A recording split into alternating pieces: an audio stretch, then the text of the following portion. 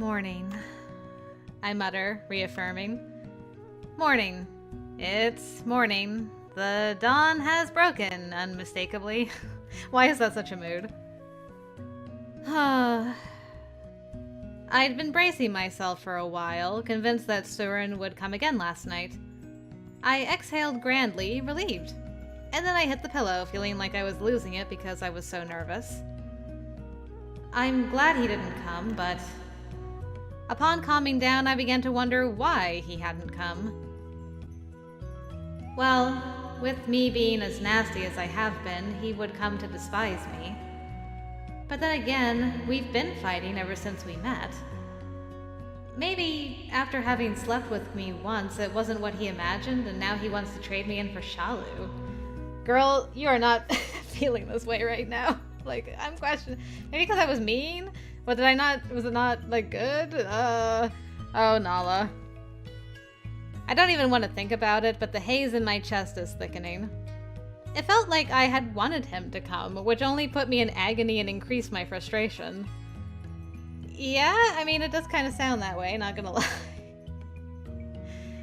I'm going to guess he gave you a rest since that was your first time ever, and was like, maybe she just needs, like, some time. Maybe. I don't know. We'll see. I'm trying to give him the benefit of the doubt here.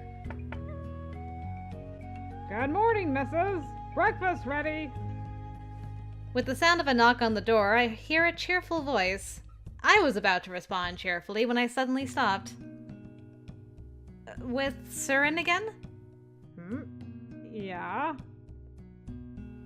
If I can avoid him in the morning, he'll go to work and I won't have to talk to him. I didn't want them to think I was running away, but right now I'm exhausted from the energy drained from the futile struggle throughout the night. I didn't want to argue on top of this and further wear out my spirit. I'm planning on moving around a lot today, so I don't want to provoke things too much. I was going to start negotiating gradually with the guards today and move to find out what everyone was up to, so I thought it would be a bad idea to irritate them and have my activities restricted.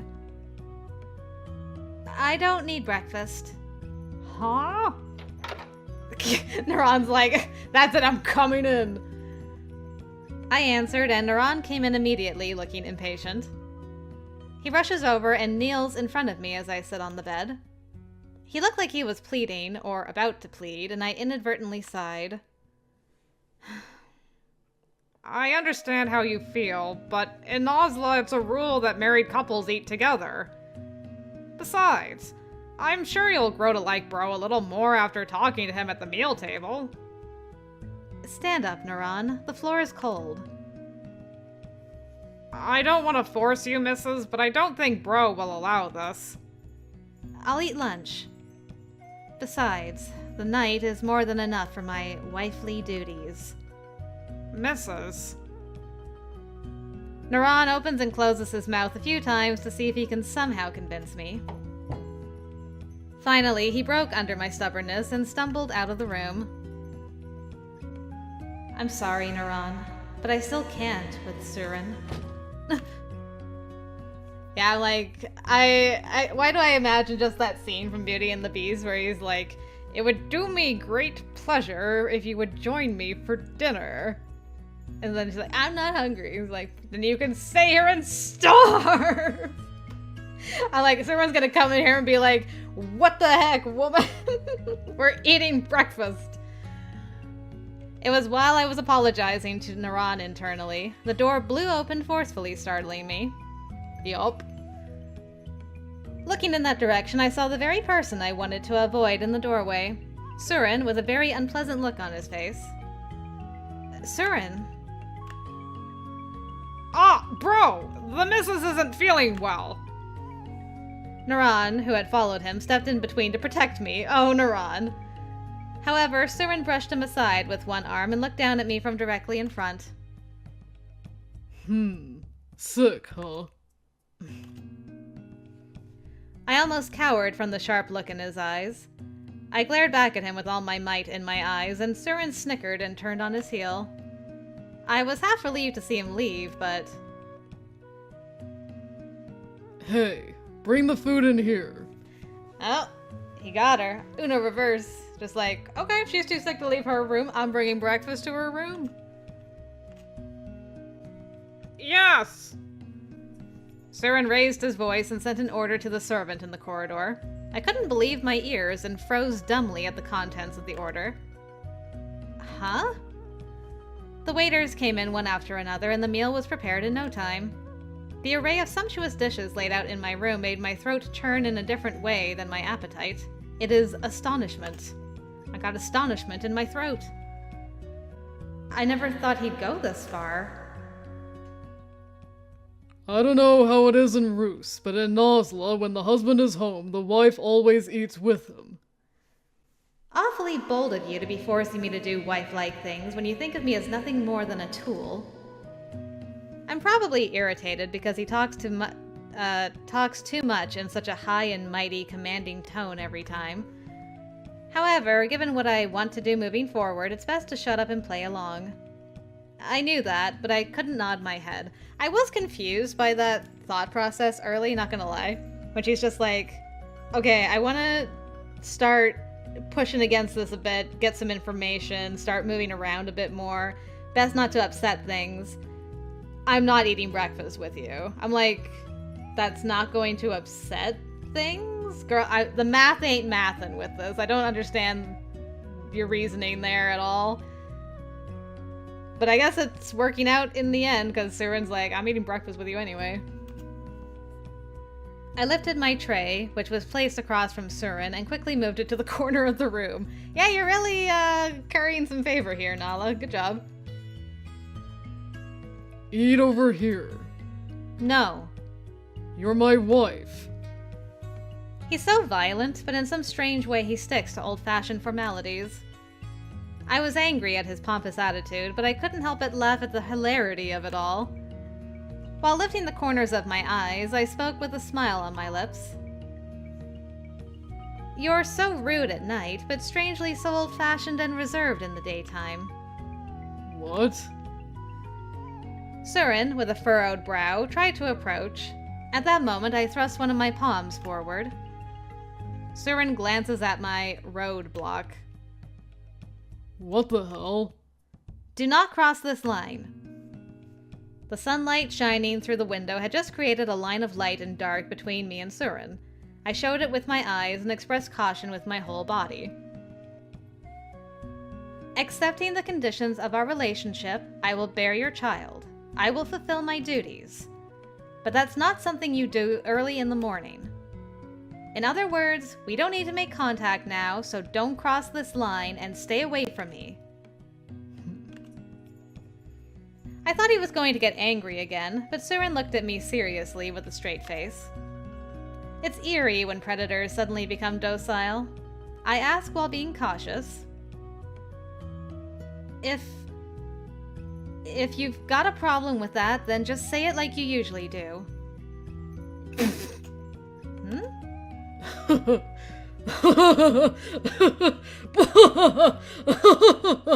Oh, you're killing me here! What? No, it's like I've taken in a wounded wildcat.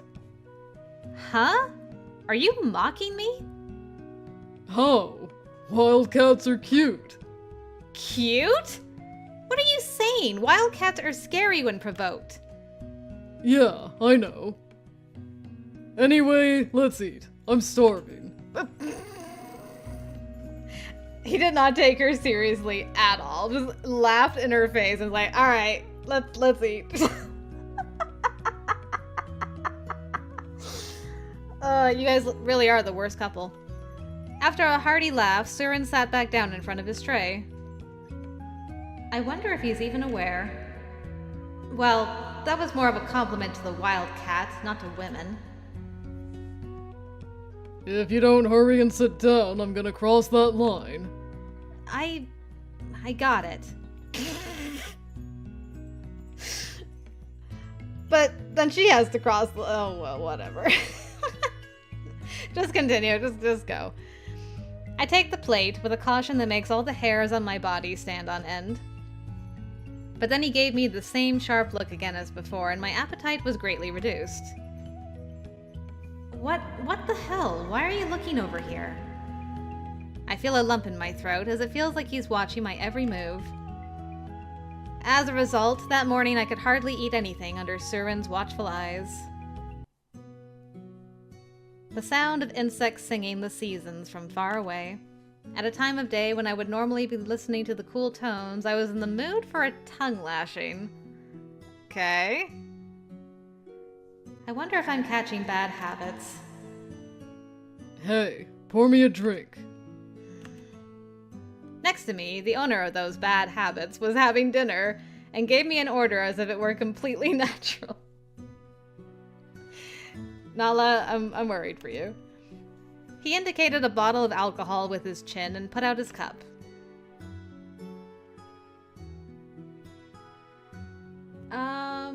I guess she's thinking it to herself. So she's probably gonna like give him like the glare eyes instead of just outright refusing. Yep. Do it yourself, is what I'd like to say. But I resist that urge and focus on the future. I hated the way he tried to bend people's hearts and minds with his pompous behavior. I don't know why he's so concerned about us eating together in the first place, even if this is a Nasla custom. I tried to ignore it, but I heard a taunting, provocative voice. Oh yeah, by the way, that woman named Shalu approaches me every day, begging me to trade you for her. I'm a pretty nice guy, so maybe one day I'll actually listen to her. I turn around, grinding my teeth as if to rub out my frustration. Suren raised his cup, a nasty smile forming at the corners of his mouth.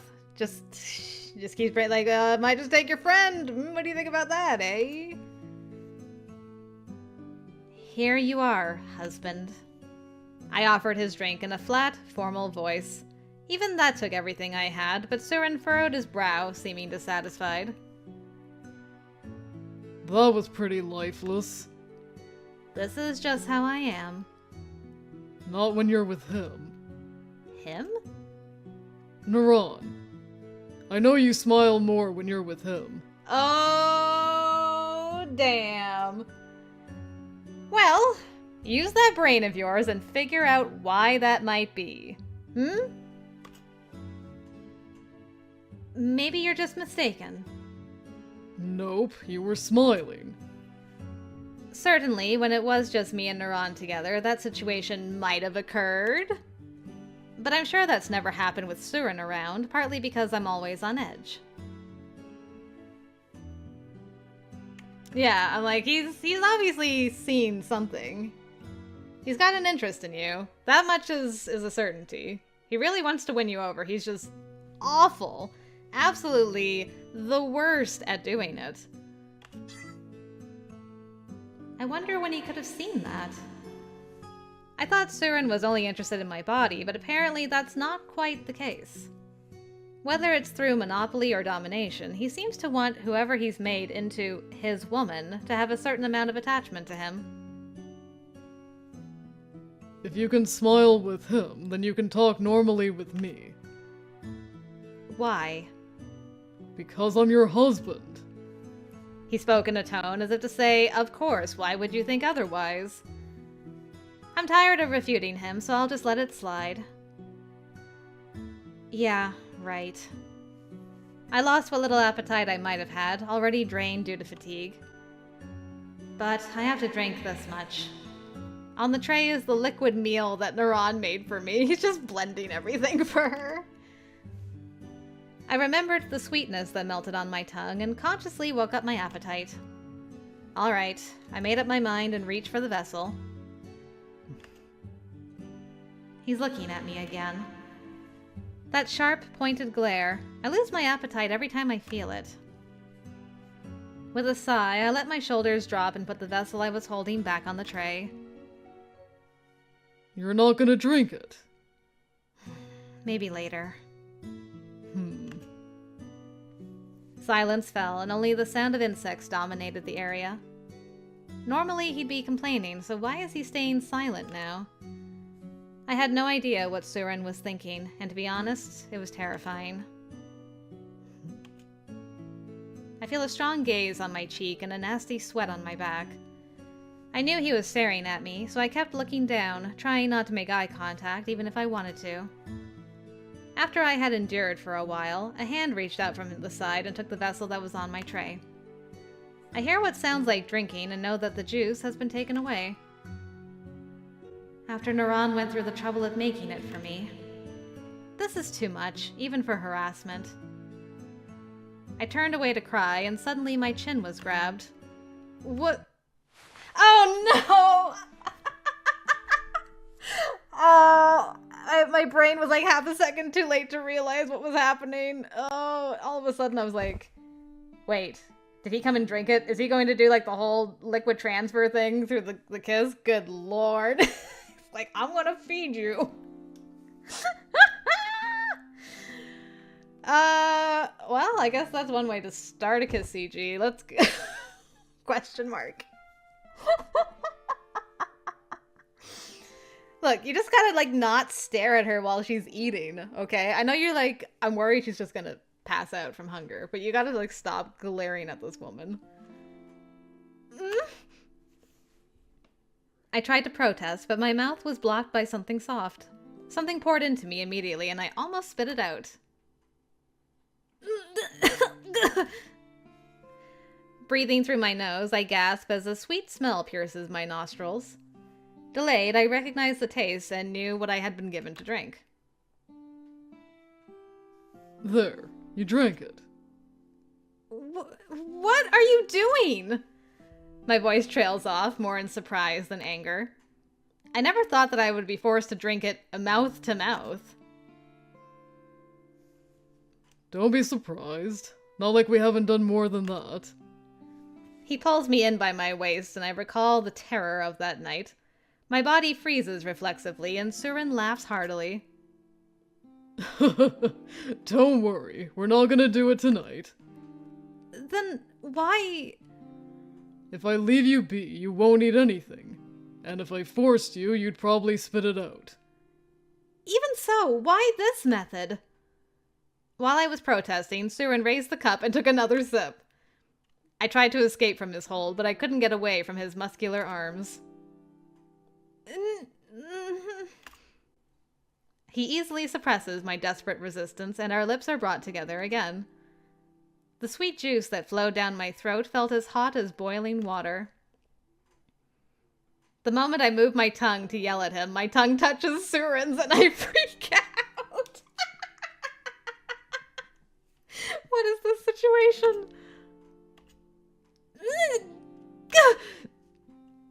I tried to have my tongue escape, but it was further entangled and sucked hard. Whoa! Then, occasionally, sharp canine teeth would bite me sweetly, as if enjoying the taste of the juice left on my tongue. Stop! I turned my face away from him in the split second our lips were apart, and he caught me by the chin and made me look up again. You said we weren't going to today. I just kinda got in the mood.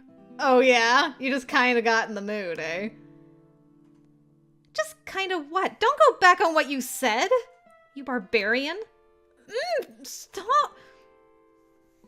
My chest pounds a few times from breathlessness. My tongue, which had been licked several times, was released as I exhale with my shoulders. Ugh! Is this part of my wifely duties? We glared at each other at a distance where our noses could touch. His narrowed eyes had a strange seductiveness to them, and my body shook to its core. I think Naala's got a kink. I'm not gonna say what it is, but I feel like she's got a kink at this point. I'm not gonna shame her for it, but she needs to admit it to herself at this point, because that's the only way any of this makes sense, I swear. Yeah, that's right, my bride. Right now, all bets are off. Stop! What was that? What? He pulled me in even tighter, and I raised my arms involuntarily. My hand hit the vessel Suren had been holding as its contents spilled out all over me. The thick liquid sloshed down my neck and slid down between my breasts. Oh boy. When I shuddered with a sick feeling, Suren whispered in my ear, his lips forming a sly smile. Good God.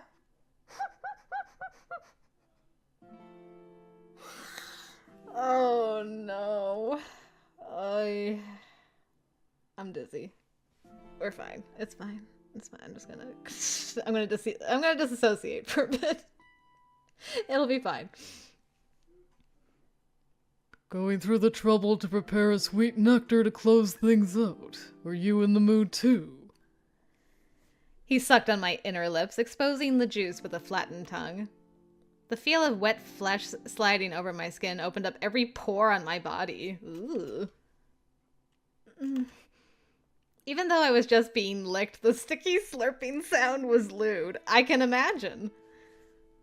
He nibbled on my neck a few times as if he was teasing me, and a slightly different sensation arose, one that was slightly different from tickling.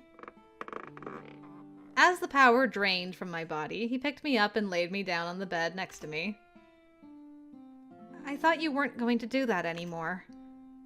As he stripped my clothes away, all I could do was complain to distract myself from my frustration. Huh? Why? But you didn't come last night. Oh, so you're sulking because I didn't come to visit you last night. That's not it, of course. Sorry about that. I couldn't get out of work last night. His large hand stroked from my head to my cheek, as if to soothe. The unexpectedly gentle touch almost made me relax for a moment. What nonsense, I muttered to myself while glaring upwards. Does he really think I'd be a wife who sulked if he didn't pay any attention to her? I'd be fine with you never coming home. You were sad without me here, I know. You gotta be... I noticed that while I had been protesting, I'd been stripped down stark naked. He licks my breasts, still moist from the juice, and my body shudders. I tried to use my arms to cover up, but he held them down on the bed, and a strong sense of shame welled up in me. His mysterious gaze seemed to penetrate under my skin, sending shivers down my spine. If you're gonna do it, at least turn off the lights. I was the one who turned on the wax light in the room, not wanting to be alone with him in a dark space. But if things were going to turn out like this, I should have extinguished them all. Of course, my whole body would be fully visible to Suren. I'm not used to people seeing my naked body, so this alone takes a lot of mental energy. Why? Why? I wouldn't be able to see you in the dark. You don't need to see. I want to see. That lets me feel like I've truly gotten you. He probably sees me as a spoil of war or something like that. I know that, but his whispering voice sounds truly happy and almost gives me the illusion of being loved. That can't be. There's no such thing as love here. Love is an illusion, a lie. I don't want to hear anymore. I feel like if I listen any longer, it's going to destroy an important part of my heart. That's what I thought. I hear Suren's words as I fall asleep from being exhausted mentally. You really are a tough chick. Ah, this is all in my imagination. It was said in an exasperated way, but in a tone kind enough to really piss me off. I wake up at the feeling of someone leaving from beside me. I must have passed out again. My consciousness is hazy. Opening my dimly lit eyes, I saw a figure moving in the darkness of night and wondered what it was. What could it be? After a while, I understood that it was Suren who was moving, and that he was putting something on the shelf. I blinked slowly and sleepily gazed at his back. Then Suren, seemingly completely unaware of my observation, muttered happily. What? I'm the man. You're the man with a vial of... what? What's in there? What's happening? I got a pretty good deal. I'm the man. Apparently, he bought a new accessory and hung it in my room. Is it like a superstitious thing to help with getting pregnant or something? I felt like I could understand how great it was just from how full of himself his voice sounded. Could it be that Suren bought all of the accessories in this room? When I first entered this room, I'd wondered if another woman had been here, but it seems like Suren likes collecting beautiful things. And this coloring is exquisite. Suren would probably be pretty upset if he knew I was watching him gloat to himself. I thought I'd laugh at him, as payback for all the usual. I bought you, so you'd better soothe her. Huh? Hearing words I could never have imagined hearing, I listened carefully to see if I'm hallucinating with my ears. What did he say just now? I'd heard it, but I couldn't quite believe it was real. I listened for his next words, hoping that he'd say he was joking. But with that final murmur, Suren quietly set down the accessory and walked out of the room. I waited until the sound of his footsteps was completely gone and softly woke up. On the shelf, there was glasswork that glowed in the faint moonlight that shone through. Why? When asked, the glasswork only reflects the light and does not answer. I stared at it in the darkness, my face contorted with a slowly swelling frustration. I am driven by emotions I don't understand. As I gripped the cloth around my chest to hold my breath, I suddenly remembered the voice of my mother. I didn't know why I remembered it at this time myself, but that man doesn't have any essence I should care about. I shook my head, running away from the voice I kept hearing. I felt like if I listened to it, I wouldn't be able to remain a Roos person. Suren is nothing like that boy. I'm reminded of Dawes, the mischievous boy who took my toy in my dream the other day. Yes, I was curious about that particular memory.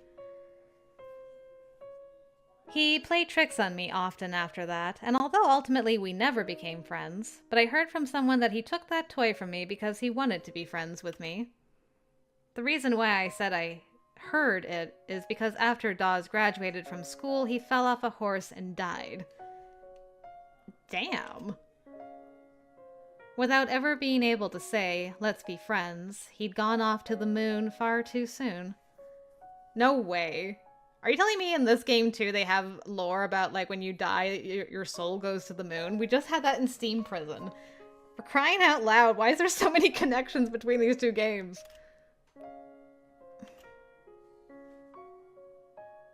You can't properly say the things that you need to say. I wonder what my mother was feeling when she said that. Unable to bear the pain in my chest, I fall on my back. My mind, spinning and whirling in a daze, made me dizzy as I fell into a deep sleep,